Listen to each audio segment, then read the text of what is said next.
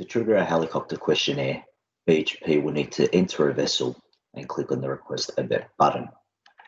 When completing the vet request form, BHP will need to specify the ship manager's email address in order for that ship manager to receive the helicopter questionnaire via email. For the questionnaire to be triggered, the load port will need to be either Hay Point or Dalrymple Bay, and the encode terms will need to be either CFR period or CFR spot. Once the vet has been submitted, the ship manager will receive an email with a link to the questionnaire for their completion and submission. If you are required to process a helicopter questionnaire, also known as a HQ, you can do so on the Tasks page under the tab labelled Forms. When a vet has been requested for a vessel calling at Port Hay Point or Dalrymple Bay, and where the encode terms are CFR period or CFR spot, the platform will automatically send out a HQ to the ship manager at the time that vet is requested. Here is an example of a vessel calling at the Hay Point port.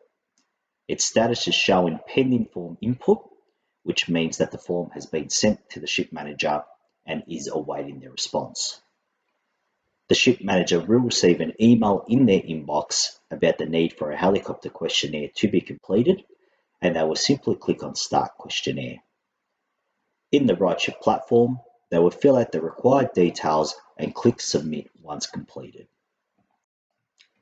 Let's look at the vessel to see what the responses will look like in the RightShip platform. In this example, the HQ responses have been recorded. On the left-hand side, you can see all the covered sections in the HQ. In the middle section, you can see all the responses which have been provided, and on the right, you can see the workflow. Sections with one or more fields with an unsatisfactory response will be highlighted in red, as well as a description as to why it has been marked unsatisfactory. When reviewing a HQ, you can take ownership of the task. Once you have ownership of the task, you can close out the task, or you can indicate if you require more information by entering the email of the person who needs to provide more information, and by writing a message outlining what data needs to be reviewed.